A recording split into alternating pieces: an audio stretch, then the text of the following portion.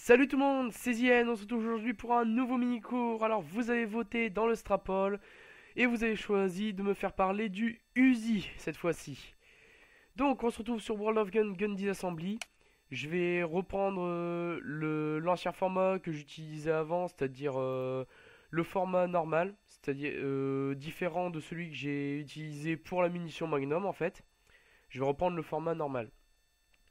Donc, on est sur le Uzi Full Auto, parce que sur mon logiciel, il ne propose que le Full Auto.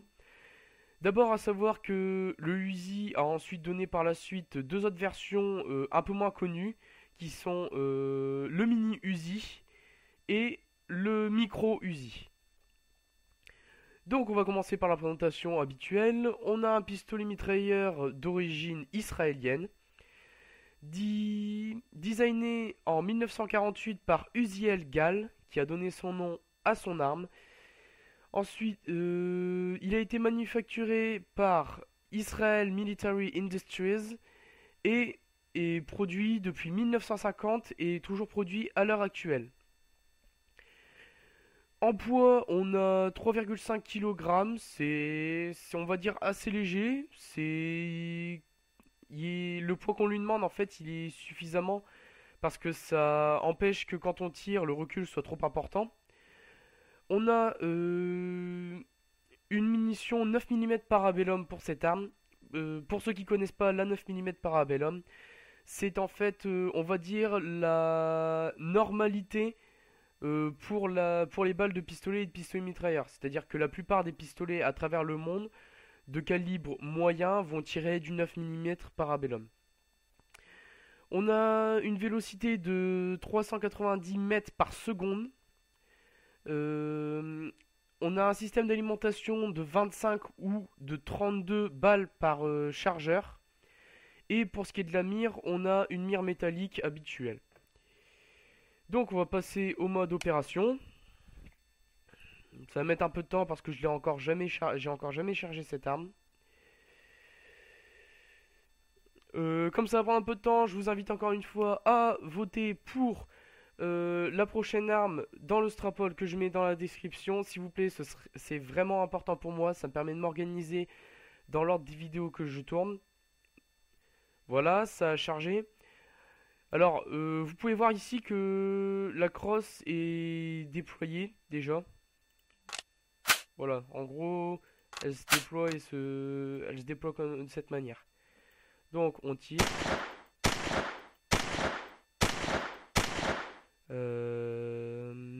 Alors comme vous pouvez le voir, hein, avec ici, euh, l'arme offre énormément de possibilités. C'est une arme qui est extrêmement polyvalente. Euh, c'est pour ça qu'elle est entre autres utilisée souvent par des services de sécurité. Et ça a été aussi utilisé par les services secrets américains pendant un moment. Donc là on a mis la sécurité. Ça c'est pour le site. Alors, aussi, il faut savoir que à la base, cette arme n'a pas une crosse déployée comme ça, mais a une crosse en bois. Donc vous allez la voir. Voilà. Avec la crosse en bois, elle ressemble à ça. C'est pour ça que ensuite, elle a été préférée une crosse déployable comme celle-ci, tout simplement pour au niveau pas avoir une arme trop grande et assez compacte. Euh, alors ici, on peut installer un rail pour ajouter un viseur, par exemple, comme ici. Donc ça, c'est vraiment viseur optique. Là, on est dans un truc assez bien, quoi. Donc donc ça c'est pour la sécurité de l'auto. Donc là, on va tirer en rappel. Donc on a une arme qui est très rapide, hein. Franchement, c'est assez rapide comme cadence de tir. Le silencieux, c'est comme c'est souvent utilisé par les services secrets, le silencieux pour moi et on peut pas s'en passer. Alors franchement, le truc qui est chiant avec le silencieux ici, c'est clairement qu'il est énorme, quoi. On voit tout de suite qu'il est beaucoup trop grand.